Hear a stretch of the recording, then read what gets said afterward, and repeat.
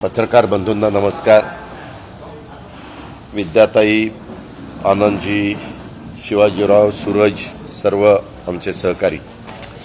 आज मी जवळपास अनेक वर्ष सरकारमध्ये किंवा सरकारच्या बाहेर पण काम करतो. आपण आमदार आणि खासदार म्हणून 32 ते 33 वर्ष काम करतोय. परंतु आज मी सकाळी पेपर जे उघडले ते पेपर उघडल्यावर जी जाहिरात पाहायला मिळाली, असली जाहिरात मी कधी पाहिलेली नव्हती. एक तर ती शिवसेना शिंदे गटाची जाहिरात आहे. त्या जाहिरातीमध्ये शिंदे साहेब किंवा ती जाहिरात देणारे इतक्या लवकर कसे काय बाळासाहेबांना विसरले मला काही कळलं नाही. कारण मुळातच ह्या पक्षाचं का त्यांनी तो पक्ष स्वतःकडे खेचून घेतला की आम्ही बाळासाहेबांच्या विचाराचे आहोत, आम्ही आनंद दिघे साहेबांच्या विचाराचे आहोत. परंतु तिथं आनंद दिघे साहेबांचाही कुठं फोटो दिसेना, कुठं हिंदू हृदय सम्राट बाळासाहेब ठाकरेंचाही कुठं फोटो दिसेना. आणि एवढा तिथं म्हणजे अशा प्रकारच्या जाहिराती मी पाहिल्या. पण स्वतःच ठरवून सर्वेक्षण केलं. उद्या कुणी सर्वेक्षण केलं, कुणी सांगितलं की कुणाला किती टक्के. आता तुम्ही बघता एक्झिट पोल किंवा काही येतात तर ते कोणी केलेले ते सांगतं. मध्ये पण मला वाटतं सकाळनी एक सर्वे केलेला माझ्या वाचनात आला, पण सकाळनी सांगितलं नाही आम्ही करून घेतला. तसा हा सर्वे कोणी केलेला आहे. आणि अशा प्रकारची एक सर्वेक्षणाची जाहिरात करण्याचा तसं बघितलं तर एक विश्वविक्रमच आपल्या राज्याच्या प्रमुखांनी केला. आणि त्यांना का जाहिरात कशा करता केली जाते की आपण केलेलं काम लोकांच्यापर्यंत पोचावं, नंबर एक. किंवा जाहिरातीवर मोठा खर्च वेगवेगळ्या एजन्सी का करतात की लोकांना माहिती होण्याच्या करता. जर ह्यांचं काम एवढं चांगलं असेल तर अशा पद्धतीच्या जाहिराती पानभर, आणि ती पण जाहिरात करत असताना त्या जाहिरातीमध्ये जो सर्वे दाखवलेला आहे की नंबर 1 एकनाथराव शिंदेंना मुख्यमंत्री पदाच्या करता लोकांनी कौल दिलेला आहे. खूपच आनंद वाटला की लोकांना चांद्यापासून बांद्यापर्यंत लोकांना एकनाथराव शिंदे हे मुख्यमंत्री पुढं व्हावेत असं वाटायला लागले.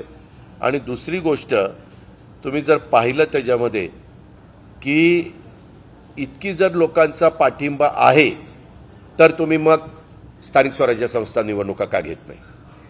1 वर्ष झालं, उद्याच्या 20 तारखेला, आज बघा तारीख किती आहे, 13, म्हणजे ह्या 15-20 दिवसांनी 1 वर्ष पूर्ण होईल. सगळे त्या म्हणजे वेगवेगळ्या पक्षाचे कार्यकर्ते आम्हाला स्थानिक स्वराज्य संस्थेतनं नगरपालिका, नगरपंचायत, नगरपरिषद, महानगरपालिका, जिल्हा परिषद, तालुका पंचायत ह्याच्यामध्ये कुठंतरी सदस्य म्हणून, महापौर म्हणून, नगराध्यक्ष म्हणून, झेडपी अध्यक्ष, पदाधिकारी, सभापती, उपसभापती, पंचायत समिती असं त्यांना व्हायचं आहे. तरी तुम्ही निवडणुका घेत नाही. मध्ये उन्हाळाच होता त्यावेळेस तुम्ही निवडणुका घेऊ शकत होता. आत्ता निवडणुका जाहीर करून पावसाळा संपल्या तुम्ही निवडणुका घेऊ शकता. परंतु त्यांना निवडणूक घेण्याची भीती वाटते. आणि एकीकडे मात्र जाहिरातीमध्ये एवढ्या मोठ्या प्रमाणावर खर्च करायचा. आता शिवसेना आमचीच अशा प्रकारचा दावा करणाऱ्यांनी जाहिरातीमध्ये मोदी साहेबांचा फोटो टाकला. बरोबर आहे, मोदी साहेबांच्यामुळेच हे मुख्यमंत्री झाले. मोदी साहेबांच्या पक्षाचा, भाजपचा मोठा पाठिंबा त्यांना मिळाला. स्वतःचाही फोटो टाकला. परंतु आदरणीय बाळासाहेबांचा फोटो मात्र सोयीस्कररित्या तो त्यांनी वगळलेला आहे. हा बाळासाहेबांचा अपमान नाही का? तुम्ही एकीकडं जनतेला सांगता की आम्ही बाळासाहेबांच्या विचारांनी शिवसेना पुढे घेऊन चाललेलो आहे आणि उद्धव ठाकरे साहेब त्या विचारापासून त्यांनी फारकत घेतलेली आहे असं तुम्ही इतके दिवस सांगत होता. राज्याचा विकास आणि लोकांचे प्रश्न यांनी पद्धतशीरपणे बाजूला ठेवले. त्याच्यात जर राज्याच्या संदर्भातलं काही सांगितलं असतं की आम्ही 1 वर्षभराच्या काळामध्ये इतकी बेरोजगारी कमी केली, इतका त्याच्या संदर्भामध्ये GDP वाढलेला आहे, इतका शेतकऱ्यांना मदत आम्ही त्या बाबतीमध्ये पोहोचवलेली आहे, इतक्या लाभार्थ्यांना ह्या योजनेमध्ये अशा प्रकारचा लाभ आम्ही तिथं पोहोचवलेला आहे, हे तर प्रश्न बाजूलाच. परंतु मी स्वतः कसा लोकप्रिय याची स्पर्धा सरकारमधल्या महत्त्वाच्या पदावरच्या मध्ये चाललेली दिसले. आणि गेल्या विधानसभेच्या निवडणुकीमध्ये आपण बघितलेलं होतं, केंद्रात म्हणजे मी ऐकलेलं होतं, तुम्ही पण पत्रकार मित्रांनी ऐकलं असेल, केंद्रात नरेंद्रजी आणि राज्यात देवेंद्रजी अशा पद्धतीची घोषणा भाजपवाले देत होते. आता तीच घोषणा मागं पडली आणि राष्ट्रामध्ये मोदी आणि महाराष्ट्रात शिंदे. आता ही नवी घोषणा पुढं आलेली आहे आणि आता भाजपच्या कार्यकर्त्यांना पण ही घोषणा द्यावी लागेल, कारण तिथं राष्ट्रामध्ये मोदी आणि महाराष्ट्रामध्ये शिंदे. आता हे भाजप नेत्यांना मान्य आहे का, ह्याचा देखील खुलासा नेहमी काही झालं की लगेच चंद्रशेखर बावनकुळे खुलासा करत असतात. बावनकुळे साहेब, मला पण तुमचा खुलासा ऐकायला आवडेल. हा तुमचा पार्टी अंतर्गतला प्रश्न आहे. तुम्ही म्हणाल अजित पवारनी नाक खुपसायचं काय कारण आहे. बरं बाबा, मी नाही नाक खुपसत, परंतु राज्याच्या मुख्यमंत्र्यांच्या संदर्भातली जाहिरात आहे आणि त्या सरकारमध्ये तुमचा पक्ष आज महत्त्वाचा संख्या असल्यामुळं तुमच्या पाठिंब्याच्या जोरावर त्या ठिकाणी आहे. आणि फडणवीस साहेबांच्या पेक्षा आता शिंदेंना जनता अनुकूल झालेली आहे असं जाहिरातीत दाखवलेलं आहे. हे भारतीय जनता पक्षाला मान्य आहे का, त्यांच्या प्रवक्त्यांना, त्यांच्या इतर प्रमुखांना, इतर सहकाऱ्यांना? त्याच्यामध्ये मला वाटतं शिंदेंच्या बाजूला 26% मतं दाखवलीत, कौल दाखवलाय, मतं नाही कौल, आणि फडणवीसांच्या बाजूला 23% काहीतरी कौल दाखवलेला आहे. परंतु हे सगळं जे काही चाललेलं आहे, खरं तर अशा प्रकारच्या जाहिराती पानभर मला का ह्यांना द्याव्याशा वाटायला लागलेल्या आहेत मला काही कळायला मार्ग नाही. परंतु तो त्यांचा अधिकार आहे. तो सरकारी जाहिरात असते तर मी म्हटलं असतं की सरकारच्या पैशांनी यांनी अशा पद्धतीनं जाहिरातबाजी करण्याचं काही कारण नाही. पण त्यांनी स्वतःच्या पक्षाच्या वतीनं ती जाहिरातबाजी केलेली आहे. पण आपली महाराष्ट्रातली जनता काही इतकी दूधखुळी नाही आहे की बाबा काय चाललंय आणि कशा पद्धतीनं चाललंय. वास्तविक एका मधल्या वृत्तपत्रांनी हे दिलेली होती त्यावेळेस हे एकदम 5% का 60% असंच काहीतरी होते. एकदम तिथून आकडा जो वाढला आणि तो तर एकदम आकाशालाच गवसणी घालायला निघालेला आहे. त्याचं खरं तर ध्याला देणाऱ्यांनी आत्मचिंतन परीक्षण करण्याची नितांत गरज आहे असं मला वाटतं. परंतु ह्या जाहिरातबाजीनं उलट त्यांनी स्वतःचा हास्य करून घेतलेलं आहे. मी स्पष्ट तुम्हाला सांगतो, तुम्हाला पटो किंवा न पटो, परंतु त्यांनी स्वतःचं हास्य करून घेतलेलं आहे. आणि मग माझं आव्हान आहे, तुम्ही जर असं म्हणताय तर स्थानिक स्वराज्य संस्थांच्या निवडणुका उद्या जाहीर करा आणि जनतेच्या मैदानामध्ये या. म्हणजे जनतेच्या मैदानामध्ये खरंच कुणाच्या पाठीशी किती आहे, महाविकास आघाडीच्या पाठीशी किती आहे, शिंदे शिवसेनेच्या पाठीशी किती आहे, भाजपच्या पाठीशी किती आहे, हे चित्र स्पष्टपणे आपल्याला सगळ्यांना पाहायला मिळेल. आपल्याला काय विचारायचं?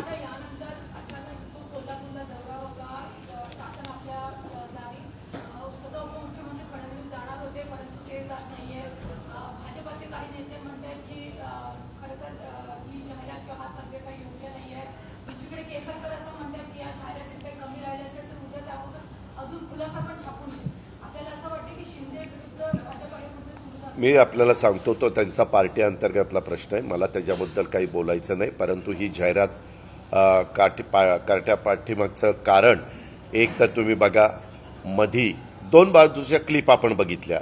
वारकरी संप्रदाय आपल्याला सगळ्यांनाच आदराचा, प्रेरणास्थान देणारा, सन्मानाने आपण त्यांना नेहमी वागणूक देणारा अशा पद्धतीनं हा सगळा समाज आहे. आणि ते देहू आणि आळंदीवरून निघाल्यानंतर विशेषतः आळंदीच्या परिसरामध्ये जे काही झालं त्याच्यामध्ये ते आता दाखवत आहेत. पोलीस खात्याकडे जी क्लिप आहे त्याच्यामध्ये काही वारकऱ्यांनीच पोलिसांना ढकललं असं दाखवण्याचा प्रयत्न करतायत आणि काही ठिकाणी लाठीचार्ज पण दाखवण्याचा प्रयत्न करतायत.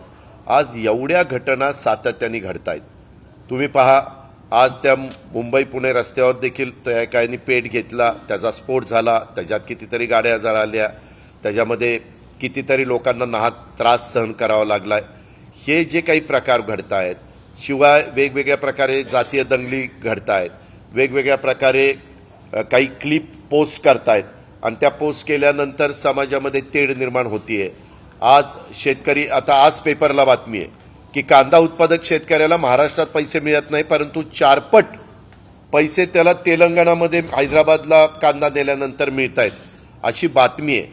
मी त्याच्या खोलामध्ये जाऊन खरोखरीच तेवढे पैसे मिळत आहेत का त्याची शहानिशा करण्याचा प्रयत्न करतोय. कारण तसं असेल तर हैदराबादच्या मार्केटमध्ये जर आपल्या महाराष्ट्रातल्या कांदा उत्पादक शेतकऱ्याला पैसे मिळत असतील तर सरकारने स्वतः हस्तक्षेप करावा, कांदा इथं खरेदी करावा आणि हैदराबादच्या मार्केटला पाठवावं किंवा जिथं कुठं 2 पैसे जास्त मिळतात तिथं पाठवून शेतकऱ्यांना दिलासा द्यावा. कारण कांदा उत्पादक, कापूस उत्पादक आणि माझा टोमॅटो उत्पादक असे अनेक प्रकारचे शेतकरी अडचणीत आहेत. कारण कापूस पण त्यांच्या दारामध्ये पडलेला आहे.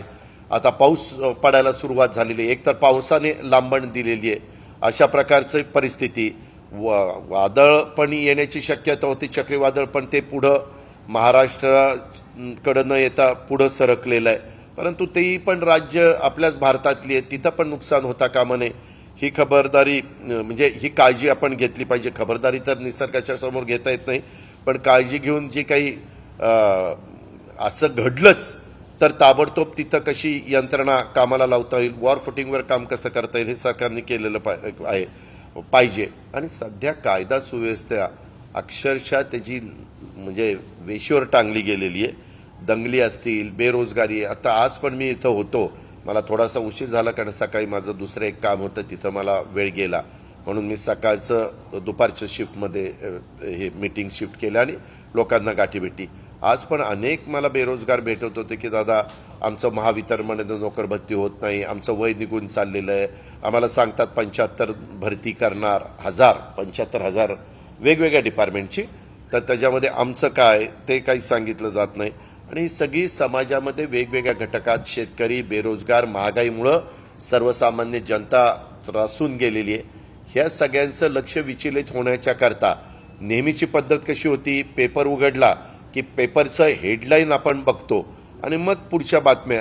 परंतु इथं हेडलाईनने ह्यांचेच फोटो बघायचे आणि ह्यांचाच उदो बघायचा.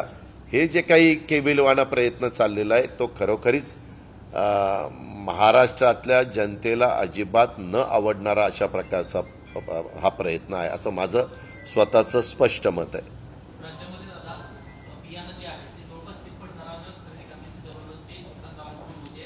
असा प्रकार एबीपी माझ्या समोर आणलाय. 800 रुपयाचं बियाणं 2300 रुपयाला घ्यावं लागतंय, त्याची जबरदस्ती होते. आणि सोबत 2 किंवा 3 आणखी पिशव्या घ्यायची देखील जबरदस्ती होते. खतं देखील दुकानदार सांगतील ह्याच पद्धतीनं खरेदी करण्याची वेळ शेतकऱ्यांवर आले. कृषी मंत्र्यांना अहो असं कसं तुम्ही बोलताय, काही पण बोलायला लागलाय काय तुम्ही? कृषी मंत्र्यांनी एवढे वेगवेगळ्या प्रकारचे ग्रुप केलेले आहेत, गँग केलेले आहेत. ग्रुप नाही, गँग नाही म्हणता येणार, परंतु त्याला ग्रुप केलेत आणि ते असं काही होऊ नये म्हणून माणसं पाठवत आहेत, त्यांना विचारतायत हे तुमचं बाहेर काढायचं का ठेवायचं ते सांगा. त्याच्यातनं वेगळ्या पद्धतीनं म्हणायला शेतकऱ्यांना आम्ही मदत करतो हे दाखवण्याचा केविलवाणा प्रयत्न आहे. परंतु त्याच्यातनं इतकं काळंबेरं वेगवेगळं ऐकायला मिळतं आहे. अजून मी त्याच्याबद्दलची माहिती मागवलेली आहे. आज खरोखरीच काही मंत्र्यांना काय पायपूस राहिलेला नाही आहे. वाटेल तशा प्रकारे काही जण म्हणतात हा माझा PS नाही आहे, पुन्हा रेकॉर्डला तो PA पण दिसतोय काही दिवसापूर्वी, आणि पुन्हा इकडं पण डिपार्टमेंटला. आणि मला माहिती आहे की मुख्यमंत्र्यांना, उपमुख्यमंत्र्यांना खूप मोठ्या प्रमाणावर स्टाफ ठेवता येतो कारण तो त्यांचा अधिकार असतो. परंतु अलीकडच्या काळामध्ये मंत्र्यांना पण एवढे OSD, एवढे प्रायव्हेट सेक्रेटरी, एवढे PA, काय त्याची गणनाच सांगता येणार नाही. म्हणजे अतिशयोक्ती नाही, काही मंत्र्यांना त्यांच्या स्टाफची नावं पण सांगता येणार नाही की बाबा यांची काय काय नावं आहेत. एवढा स्टाफ भरला आहे. खरं तर राज्याचे प्रमुखांनी, उपप्रमुखांनी लक्ष दिलं पाहिजे. काहीतरी त्याला नियम आहे की मला आठवतंय पूर्वी आम्ही राज्यमंत्री असताना आम्हाला एक प्रायव्हेट सेक्रेटरी असायचा आणि 3 PA असायचे. 8-8 तासाच्या करता 3 PA असायचे. आणि घरचे फोन पोलीस जे ऑपरेटर असतात, म्हणजे पोलीस जे बंदोबस्ताला असतात त्याच्यातलेच आमचे ऑपरेटर केले जायचे आणि तेच त्या ठिकाणी फोन घ्यायचे. पण आज इतके मोठ्या प्रमाणावर सगळ्यांना स्टाफ आहे की नक्की कुठली फाईल कुणाकडे काही सांगता येत नाही. आणि मग त्याच्यातच त्यांचा वेळ जातोय, लोकांची कामं खोळंबतायत. आपण म्हणतायत ते निर्विवाद सत्य आहे. शेखर निकमचा मला रात्री फोन आला की दादा आमच्या चिपळूण आणि कोकणामध्ये देखील आवाच्या सव्वा दराने, एक तर पाऊस लांबलेल्यामुळं पेरण्या लांबल्यात, काहींनी आधी पेरण्या केल्यात, पेरण्या आपण ज्याला म्हणतो त्या पेरण्या वाया गेल्या. कारण पाऊस पडला नाही. आता पुन्हा त्यांना दुबार पेरणी करावी लागते. दुबार पेरणी करत असताना बियाणं लागतंय, बियाणाचे दर वाढलेत, खताचे दर वाढलेत. म्हणजे हे बाकीच्या किमती कमी करायच्या ऐवजी त्याच्यात ही जाहिरातीच्या ऐवजी सांगितलं असतं की बियाणाचा दर हा होता, आम्ही हा केला, ही सवलत दिली, खताचा दर हा होता, आम्ही असा केला, ही एवढी त्याच्यामध्ये सवलत दिली. किंवा मिश्र खतं जी म्हणतात, दाणेदार खतं ज्याला आपण ग्रामीण भागामध्ये म्हणतो, त्याचे दर आम्ही अशा पद्धतीनं कमी केले. ते तर काहीच सांगायला तयार नाहीये आणि नको नकोच तो उद्या उद्या चाललेला. दादा गजानन कीर्तीकर यांनी म्हटले की आमच्या 40 आमदारांमुळे भाजप सत्तेत आहे, हो, ते खरंच बोलले ना. कारण ह्यांच्या 40 आमदारांमुळे हे सरकारमध्ये आलेत आणि ह्यांच्या 105 आमदारांमुळे हे मुख्यमंत्री झालेत. असं दोघांचं साठलोट झालेलं आहे.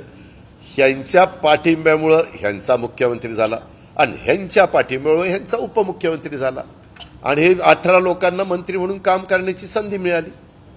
त्याच्यामुळे ते म्हणणारच ना. नाही, पण आता आपण बघितलं तर ठाणे आणि कल्याणच्या जागेवरून एकदम वाद निर्माण झालेला आहे. मुख्यमंत्र्यांनी स्वतः चिरंजीव म्हणतायत की मी राजीनामा देईन, अशा पद्धतीनं जाणं वाटतं. हे का, मी परत सांगतो की तो त्यांचा पक्षांतर्गत प्रश्न आहे. कारण त्यांनी बोलताना असं सांगितलं की आम्ही शिवसेना, शिंदे गट आणि भारतीय जनता पक्ष असं एकत्रपणे लोकसभा आणि विधानसभेला सामोरं जाणार. मला काही ह्यांनी सांगितलं, खासदारांनी, की आम्ही जरी पाठिंबा दिलेला असला तर आम्ही निवडणुकीच्या काळामध्ये शिवसेनेचं चिन्ह घेणार नाही, भाजपचं चिन्ह घेणार. भाजपचं चिन्ह घेणार म्हणजे याचा अर्थ शिवसेनेच्या चिन्हापेक्षा गेलेल्या काही खासदारांना, मी सगळ्या खासदारांना म्हणत नाही, काही खासदारांना भाजपचं चिन्ह जवळचं वाटतंय. आणि कुठं घोडा मैदान लांब आहे. 8-9 महिन्यांनी आपल्याला कळेलच कुणी कुणाचं चिन्ह घेतलं आणि कुणी कुणाचं चिन्ह घेतलं. पण एक आहे, 1 वर्षामध्ये थोडंसं एकमेकाच्या मध्ये अस्वस्थता निर्माण झालेली पाहायला मिळते. विशेषतः ठाणे जिल्हा आणि तिकडचा जो परिसर आहे तिथं भाजप वर्सेस शिवसेना शिंदे गट असं ते जास्त फार एकमेकाच्या विरोधामध्ये आरोप प्रत्यारोप तिथे सुरू झालेले, नाराजी पाहायला मिळते. कुणी थांबायला तयार नाही. हे ह्यांच्या परीनं सांगतात की आमची ताकद आहे, हे म्हणतात की आमचंच आहे.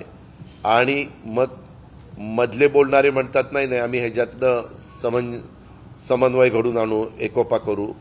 मी आपल्याला सांगतो, जर असं अंतर वाढत गेलं तरी नंतर कधी समन्वय साधण्याचा प्रयत्न केला तरी कार्यकर्त्यांच्या मध्ये आपलेपणा निर्माण होत नाही. कार्यकर्त्यांच्या मध्ये मग दुरी राहते आणि त्याचा फटका एकत्र निवडणुकीला बसतो. आम्ही त्याचा अनुभव घेतलेला आहे म्हणून सांगतोय. आजच्या जाहिरातीवरून दोघांमध्ये कुठेतरी वाद झाल्याचं दिसून येते की दोघं एकत्र दौऱ्याला जाणार होते कोल्हापूरला. आता सांगितलं जाते की फडणवीस प्रकृतीच्या कारणास्तव जाणार नाही. प्रकृती बिघडू शकते बाबा, तुला पण असं कसं म्हणता येईल. शेवटी तब्येत व्यवस्थित असेल तर बाकीच्या सगळ्या गोष्टी, तो त्यांचा अंतर्गत प्रश्न आहे. शेवटी CM DCM दोघं जाणार होते. मलाही मगाशी एकाने सांगितलं की कदाचित DCM जाणार नसतील, दुसरं काही काम असेल किंवा तब्येत. आता माझी पण कधी कधी तब्येत की तुम्ही लगेच अजित पवार नॉट रिचेबल. अरे काय नॉट रिचेबल? तब्येत बिघडल्यावर कुठं नॉट रिचेबल? राजकीय प्रकृती बिघडली असं वाटतं की अचानक कॅबिनेटच्या बैठकीला असतं पण पुढचा दौरा करतो. राजकीय प्रकृती खूप बिघडली. नाही हो, मला नाही वाटत तसं. आज पुण्याला मोठा अपघात झाला, 4 तास झाला, अजूनही मुंबई पुणे हायवे जो बंद आहे. आपल्याला वाटतं का की हे पण नियोजन साधं जमत नाहीये? जर आग लागली आणि 4 तास झाले सगळं ट्रॅफिक खोळंबलं. मी तुम्हाला सांगू का, अशा प्रकारची आग लागल्यानंतर एका बाजूने ट्रॅफिक खोळंबलेलं असतं, दुसऱ्या बाजूने ट्रॅफिक चाललेलं असतं. त्या रॉंग साईडनं त्यांनी फायर ब्रिगेडच्या गाड्या आणायला पाहिजे होत्या आणि लगेच बुजवायला पाहिजे होतं. मी जर पोलिसांना मुभा दिली, मोकळीक दिली, हस्तक्षेप झाला नाही आणि चांगले अधिकारी महत्वाच्या पोस्टवर टाकले, म्हणजे 40 आमदारांना सांगून नाही, म्हणजे चांगले अधिकारी, तर मग व्यवस्थित अधिकारी त्यांचं काम करतात. आपण आता वर्षानुवर्ष बघतो त्या रोडनी एक्सप्रेस हायवे व्हायच्या आधी तुम्हाला आठवत असेल 8-8 तास 7-7 तास म्हणजे कधी काळी आता लता मंगेशकर हयात नाही आहेत, परंतु त्या पण 7-8 तास अडकलेल्या होत्या, त्याची बातमी झालेली होती आणि त्याच्यानंतर सगळ्यांनी मनावर घेतलं. सुरुवात युतीने केली, शेवट आम्ही आघाडी सरकारच्या काळात झाला आणि तो रस्ता झाला, तो फायद्याचा झाला. अजून पण एक टनेलचं काम चाललेलं आहे. ते टनेलचं काम झाल्यानंतर हे आत्ता जे घडतंय त्याला थोडासा रिलीफ मिळेल, थोडंसं वाहतूक चांगली व्हायला मदत होईल असं मला वाटतं. पण ह्या संदर्भामध्ये इतके वेळ मीडिया ती आग अशी भडकतीये आणि नंतर ते आतमध्ये टँकरचे स्फोट व्हायला लागले, म्हणजे जो साठा होता फ्युएलचा त्याचे स्फोट व्हायला लागले, त्याचाही फटका. म्हणजे काही जण सांगतात ते खालनं वरपर्यंत गेलं, वरनं खाली आलं आणि त्याच्यामुळं खालच्या गाड्या पण पेट घेतला. म्हणजे कारण नसतानाच लोकांना त्रास सहन करावा लागला. दादा, काँग्रेसचा जो आढावा घेतला 48 जागांचा, त्यांचा असा अहवाल झाला इंटरनल की 21 जागांवर काँग्रेसची परिस्थिती चांगली आहे. आधी आघाडी असताना काँग्रेस साधारण 23 जागा लढवायची, पण आता काँग्रेसला असं वाटतं 21 जागांवर त्यांची परिस्थिती चांगली आहे. हो का, त्यांना ते वाटतं. उद्धव बाळासाहेब ठाकरेंच्या सेनेला आणखीन काही वाटेल, राष्ट्रवादीला आणखीन काही वाटेल. फक्त या तिघांनी एवढंच करावं, हा आकडा 48च्या बाहेर जाऊन देऊ नये, 48 मध्येच ठेवावं. आणि ते जसं म्हणतात आम्ही 45 घेणार, तसं आता हे आमच्या तिघांचं दिसतंय फार 48 पर्यंत जायचा. हे असं नसतं. एक तर कार्यकर्त्यांना बरं वाटण्याच्या करता हे असं करायचं असतं आणि ह्याच्यातनं तिन्ही पक्षांनी किती जरी आढावा घेतला तर तिन्ही पक्ष एकत्र लढले तरच तो आकडा जाणार आहे. हे निर्विवादपणे सत्य आहे. हे तिघांनी कधी विसरता कामा नये. त्याच्यामुळं तिघांनी पण समंजस भूमिका घेऊन तुटेपर्यंत ताणता कामा नये. त्याच्यामुळे आता मागच्या वेळेस एक खासदारकीची जागा आलेलाच जर 21 पर्यंत पोचला तर 4 जागा निवडून आलेल्यांनी कुठं पोचायचं आणि 18 जागा निवडून आलेल्यांनी कुठं पोचायचं, याचं जरा आत्मपरीक्षण करण्याची गरज आहे. दादा, जिस तरह से महाराष्ट्र पिछले कुछ दिनों से या महीनों से कई घटनाएं हो रही है जो स्टेट गवर्नमेंट के विरोध में खिलाफ है, ऐसे में उनको डर लग रहा है कि इसका बेनिफिट आने वाले समय में डेफिनेटली महाविकास आघाड़ी होगा, तो ऐसा लगता है उस चीज ध्यान में रखिए. आज का जो पेपर में ढूंढ रहा है नहीं, उसका डर नहीं, उसके बारे में वो तो समझा रहे पब्लिक को.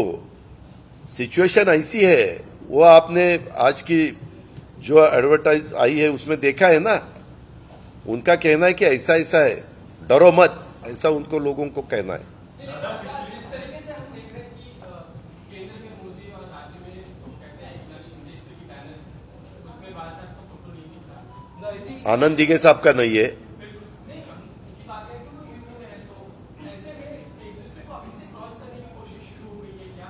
अस्वस्थता जिसको कहते हैं, बेचैनी. नहीं, मुझे ऐसा लगता है, आज देखो ये अभी जो एड आई है सभी पेपर में, कल उसमें चेंज जरूर हो जाएगा. उसमें मेरे ख्याल से बाला साहब जी का भी फोटो आ जाएगा, आनंद दिघे साहब का भी आ जाएगा. अगर शिवसेना की ऐड है तो दिखने में तो शिवसेना की ऐड दिखती है, तो ये चेंजेस हो जाएंगे और कुछ चेंजेस वो जरूर करेंगे, ऐसा मुझे लगता है. 2019 में नारा 2014 में देख रहे थे कि ऐसी एक नारा जो दिया गया था कि केंद्र में नरेंद्र और राज्य में देवेंद्र. अब ठीक उसी को घुमाकर ये नारा हम देख रहे हैं. अभी से शुरू हो 2024 के इलेक्शन अभी आने हैं. वो नारा बिल्कुल चलने वाला नहीं है, क्योंकि नरेंद्र मोदी साहब का तो 2 दफा आपने देखा है उनका करिश्मा कैसा हुआ है. उनके कारण उनके नाम के ऊपर ही बीजेपी सेंट्रल में क्लियर मेजॉरिटी में आई. वैसा आपको लगता है कि सीएम साहब का नारा देके, उनका फोटो दिखा के एमएलए चुनाव जीत सकते हैं, ऐसा आपको लगता है? मुझे तो नहीं लगता. दादा, पिछले कुछ दिनों से भाजपा और एकनाथ शिंदे शिवसेना गुट के जो नेता हैं महाविकास आघाड़ी की एकता पर सवाल उठाते थे, लेकिन हाल फिलहाल में श्रीकांत शिंदे की सीट पर लेकर हो या आज जिस तरीके से जो विज्ञापन आया है उसको देखकर इनकी एकता की कहानी पर आपको क्या कहना है? मुझे उनके एकता के बारे में कुछ नहीं कहने का मेरा मतलब भी नहीं है, क्योंकि क्या है, उन्होंने हमारे बारे में कुछ कहना, हमने उनके बारे में कहना, वो इशू नहीं है. अभी महाराष्ट्र में लॉ एंड ऑर्डर का इशू है. आप देख रहे बहुत जगह हमारे महिला हमारे लड़कियां इनके ऊपर अन्याय हो रहे, अलग अलग केसेस आप हमारे सबके सामने आ रहे।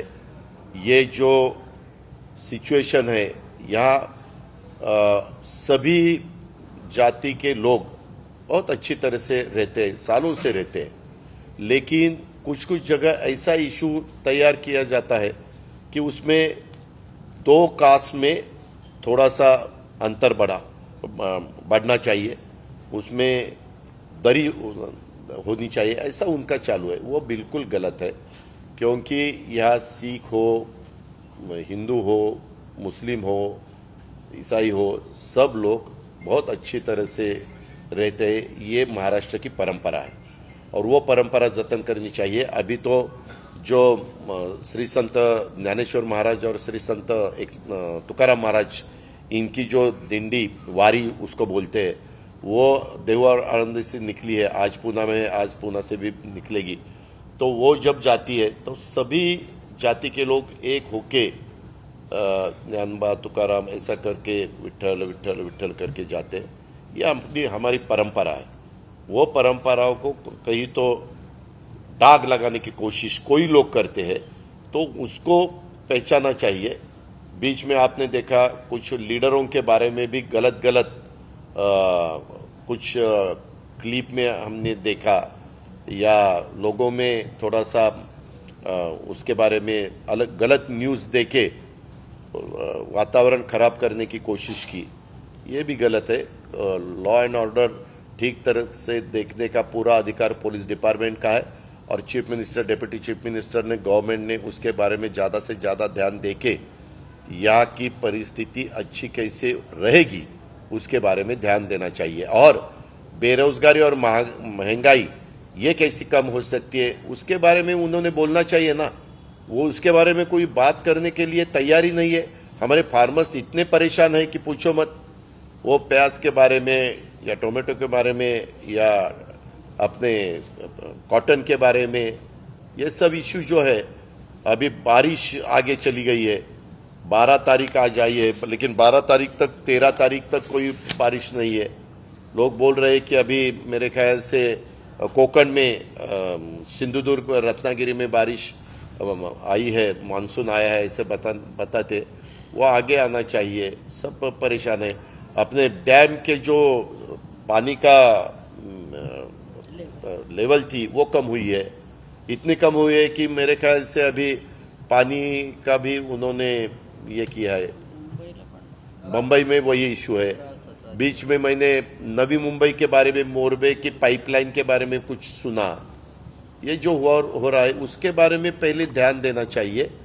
ये जो हम एक दूसरे के ऊपर आरोप प्रत्यारोप ये करते रहेंगे, लोग बोलते हैं कि ये क्या हमें दिखाते हो, पहला हमारा काम करो, हमारी जो इशू है, हमारी जो सवाल है, वो सवाल का जवाब दे दो, उसमें हमें कैसा हल हो सकता है वो देखना चाहिए। विधान केलं की आपल्याला असं वाटतं की आजच्या जाहिरातीत ज्या पद्धतीचं नेतृत्व दाखवत आहे की राष्ट्रात मोदी आणि महाराष्ट्रात शिंदे, तर शिंदेच्या नेतृत्वाखाली हे सरकार येणार, पुढचं सरकार आहे, शिंदेच्या नेतृत्वात भाजपाला देखील ते नेतृत्व स्वीकारून लढावं लागेल। जर शिंदेचेच खासदार मी आजच्या ह्या जाहिरातीवर आपण लगेच वेगवेगळे अंदाज करण्याचं काही कारण नाही। ह्या जाहिरातीनं एवढा ह्यांच्यातल्यांनाच वेगवेगळ्यांना सूचना वर्ण अशा येतील की यांचे कान टोचले जातील, यांचे डोळे फाड दिशे उघडले जातील आणि ह्याच्यातनं आता काही लोकांच्याकडे जाऊन माफी पण ह्यांना मागावी लागेल। आमचं चुकलं, आम्ही बघितलं नाही, अमकं झालं नाही, तमकं झालं नाही, अशा पद्धतीनं काहीतरी थातूर मातूर त्याला मुलामा देण्याची पाळी ह्यांच्यावर येईल, कारण कुणीच ते सहन करणार नाही।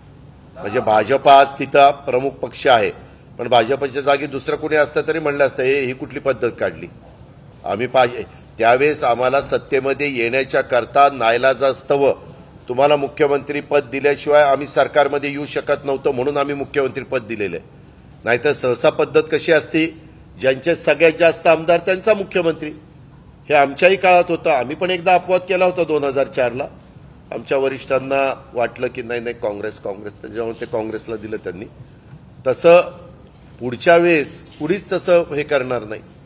ज्याचे हे आता अडचणीमुळं भारतीय जनता पक्षाने ते मान्य केलं, की बाबा विरोधी पक्षामध्ये राहण्याच्या करता हे 40 लोक येऊन आपले काहीतरी सत्तेमध्ये आपण सहभागी होऊ म्हणून त्यांनी तो मार्ग निवडला.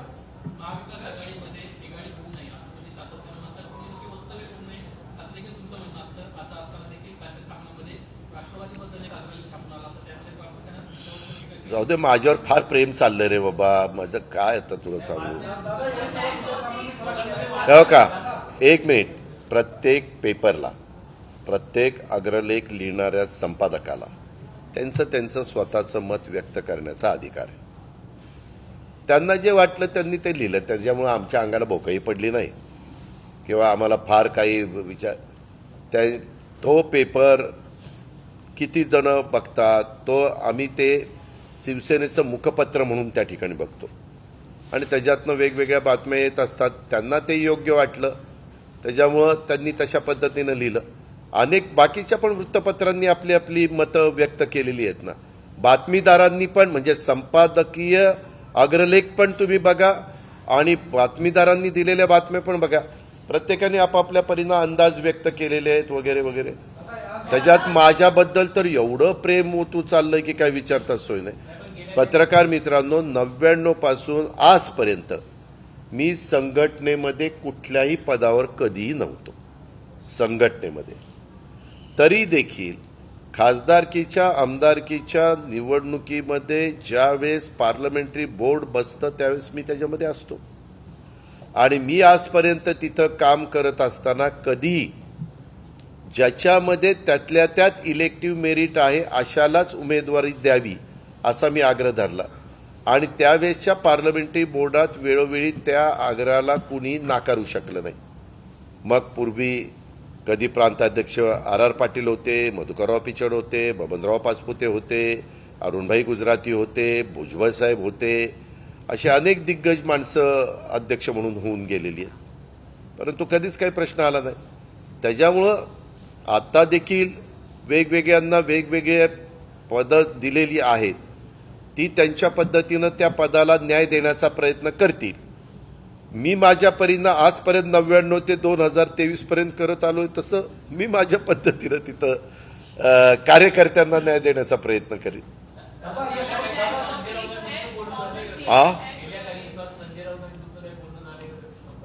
नाही बाबा, नाही. तुला वाटतं का बोलून माहिती करतो फोन गेले बिल्कुल नहीं ऑथेंटिक लगता. झूठ है, झूठ सर्वे है. ते म्हणतात झूठ बोले कौवा काटे वैसा सर्वे है ये. दादा उदय ने एक सवाल किया जो अभी आपसे जवाब दिया कि सामना में रोज आपको टिकट दिखाया जाता है, आपका अपमान किया था. दादा इतने सरेंडर करते हैं, इस बात का उसे नहीं करते. अभी क्या करे, आघाड़ी ठीक तरह से रहनी चाहिए ना, महाविकास आघाड़ी. ऐसा न हो मैंने कुछ स्टेटमेंट करने के बाद बिगाड़ी नहीं होना चाहिए, इसलिए हम चुप बैठते. कौन कौन कहाँ के? ट्विटर के? Okay okay.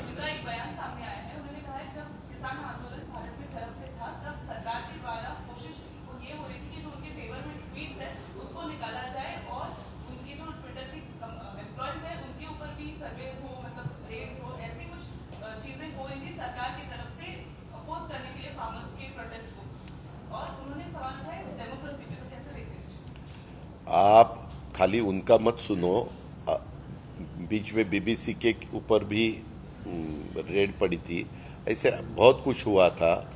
आप निखिल जी के साथ भी जरा बात करो. अलग अलग जो भी आज तक मीडिया में काम करने वाले जो लोग थे, जो उनके मन में जो आता है, मीडिया को तो वही सामने लाके रखना चाहिए लोगों के सामने. लेकिन अभी की सिचुएशन वैसी नहीं है, ऐसा हम देखते हैं. उसके बारे में जो पब्लिक है, पब्लिक ने सोचना चाहिए कि सही क्या है और गलत क्या है. क्या क्या क्या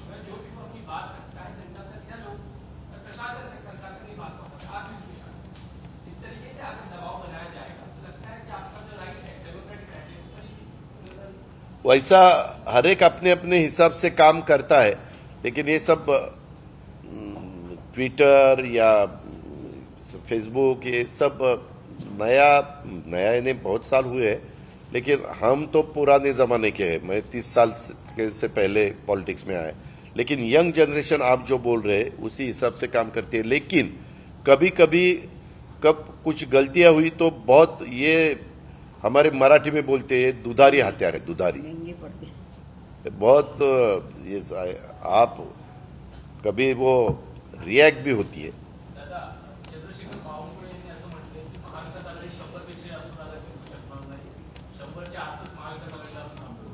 कशाच्या? विधानसभेला अरे आधी पहिल्यांदा लोकसभेचं बघू म्हणाव, लोकसभेचं बघितल्यानंतर पुढे 6 महिन्यांनी विधानसभा आहे त्याच्यामुळं, आणि 100 तरी जिंकू शकतील एवढं तरी मान्य करतायत ना. म्हणजे अजून आम्हाला काय 60-70 जिंकायचे आहेत, 100 तर आत्ताच मान्य आहेत ना. हे तरी बरे 100 तरी मान्य करतात. मागे तुम्हाला आठवत आहे 2019ला 240-50 आमचे, हे 40 मध्ये सगळे उरकतील, ते पण 20 आम्हाला 20 काँग्रेसला. अरे 100 म्हणजे फार पल्ला आम्ही गाठलाय. बता काय हे अंदाज आहेत रे. शेवटी जनतेच्या मनामध्ये काय असतं ते कोणी सांगितलेलं आहे. जनता जनार्दन, आपल्या भारतातली लोकशाही एवढी प्रगल्भ आहे, कुणाला तिथं बसवायचं आणि कुणाला झटका द्यायचा आणि खाली बाजूला सरकवायचं, हे अनेक निवडणुकांमध्ये 75ला बघितलंय, 77ला बघितलंय, 84ला बघितलंय,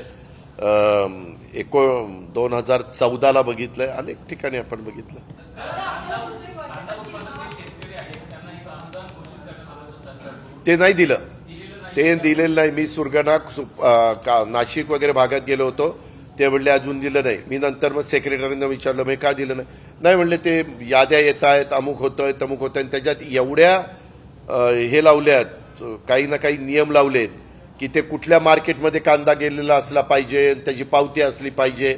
म्हणजे ते इतकं किचकट केलंय, ते असं सहजासहजी मिळण्यासारखं नाहीये. म्हणजे ज्यावेळेस तुम्हाला नुसती घोषणा करायची असते आणि द्यायचं नसतं, त्यावेळेस ते किचकट त्याला नियम लावले जातात, त्यातला तो प्रकार आहे. दादा, तुमची वाटतं की हे ज्या पद्धतीचं जाहिरातबाजी आहे किंवा हे जे वाद आता दिसायला लागले भाजप आणि शिंदे गटाचे, याचा प्रशासनावरचा सत्कार 100% होतो, 100% होतो. मी तुम्हाला सांगतो की आज मी पण अनेक वर्ष या प्रशासनाबरोबर काम करणारा कार्यकर्ता आहे. माझे पण अनेक अधिकाऱ्यांशी चांगले संबंध आहेत. मी पण सत्तेवर अनेकदा यांच्याकडनं कामं करून घेतली. विरोधी पक्षामध्ये असताना देखील कामाचा पाठपुरावा केलाय. परंतु आपली प्रशासनाची जी काही कामाची पद्धत आहे त्याच्यात हे पण सगळे खूप जण नाराज आहेत. ते म्हणतात की कुठलं हे सरकार अजिबात डेव्हलपमेंटच्या बद्दल विचार करायला तयार नाही, फक्त प्रत्येक गोष्टीत पॉलिटिक्स. आज त्याच्यातल्या कुणी आमदारांनी 40 आमदारांच्यामुळे हे मुख्यमंत्री आहेत, त्यांनी एक बदली दिली की ती बदली केली जाते, पुन्हा दुसऱ्या आमदारांनी सांगितलं ती रद्द करा की दुसऱ्या दिवशी त्याला स्थगिती दिली जाते, पुन्हा नंतर 10-12 आमदार सही करून देतात, पुन्हा ते आणखीन तिसरंच होतं. असं प्रशासनामध्ये कधीही चालत नाही. मी देखील 2.5 वर्ष सरकारमध्ये उद्धव ठाकरे साहेबांच्या बरोबर काम केलं. बाळासाहेब थोरात वगैरे सगळे मान्यवर बरोबर होते. त्यावेळेस आम्हाला कधी कधी आमच्या पण आमदारांना ही बदली आता रद्द होणार नाही हे सांगावं लागत होतं. अधिकारी आलेले तुमची विकासाची कामं, डेव्हलपमेंटच्या कामाला जर त्या अधिकाऱ्यांनी विरोध केला तर आम्हाला सांगा, आम्ही अधिकाऱ्यांना काय सांगायचं ते सांगू. परंतु वैयक्तिक कुठल्याचा स्वार्थ साधणारी कामं होणार नाही. डेव्हलपमेंटची कामं, जनतेची कामं, सार्वजनिक कामं ही करण्याच्या करता ते त्या ठिकाणी नक्की मदत करतील. आणि आम्ही अधिकाऱ्याला पाठवतानाही सांगायचो की बाबा रे, तिथं विकासाच्या दृष्टिकोनातनं तुला काम करायचं आहे. दादा, एक चीज देखने को मिल रही, महाराष्ट्र में जो परिस्थिति इसमें पिछले कई वीडियोस दिखाई दे रही है. आप लोग अपनी पार्टी लेवल पे तो मेहनत कर ही रहे हैं हर जिलों में, हर गाँव में जाकर, लेकिन जितनी परिस्थिति हो रही घटी चाहे जाति हिंसा की बात हो, चाहे वाकई पे लाठीचार्ज हो, फिर मुंगरा वाली बात हो, घर परिवर्तन वाला अलग से गाँव जिहाद का मामला, ये सारी चीजें वर्तमान सरकार के खिलाफ है और आप लोग की फेवरेट में एक माहौल बन रहा है, ऐसा लग रहा है. नहीं, ऐसा नहीं कर रहे कोई रह, ये बिल्कुल नहीं होना चाहिए. लेकिन उनको डर लग रहा है. नहीं, वो हमें डाउट है कि ये जानबूझकर करने की कोई कोशिश कर रहा है क्या. महंगाई और बेरोजगारी के बारे में लोगों का जो है मत वो डाइवर्ट करने के लिए एक दफा हिंदू और मुस्लिम हुआ कि लोग अलग सोचना शुरू करते हैं, ऐसे कुछ लोगों को लगता है, ऐसे कुछ पार्टियों को लगता है। आप देखो आज तक की जो पॉलिटिक्स हुई है उसके बारे में कभी कभी लोगों ने, कुछ पार्टियों ने, कुछ लीडरों ने यही इशू निकाल के इलेक्शन में वही एजेंडा लोगों के सामने रखा। हमें वैसा नहीं करने का, हमें सभी साथियों को साथ लेके जाना है। ये सेक्युलर डेमोक्रेसी में सेक्युलर को बहुत ज़्यादा बढ़ावा देना चाहिए, ऐसा हमारा कहना है। श्रीकांत शिंदे जो है वो कहते हैं कि मैं इस्तीफा दे दूंगा अगर इस तरह की बातें होती नहीं, ये जो है कि थाने के लैब में अभी से दोनों में विवाद शुरू हो गया। वो उनका पार्टी अंतर्गत मामला है, उनके नेता, दोनों के बड़े ऊपर वाले नेता बैठकर वो सॉल्व करेंगे, ऐसा मुझे लगता है। धन्यवाद।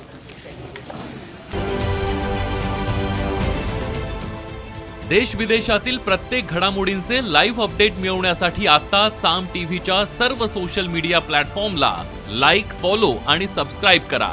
तसंच सर्व नोटिफिकेशनसाठी बेल आयकॉन प्रेस करायला विसरू नका।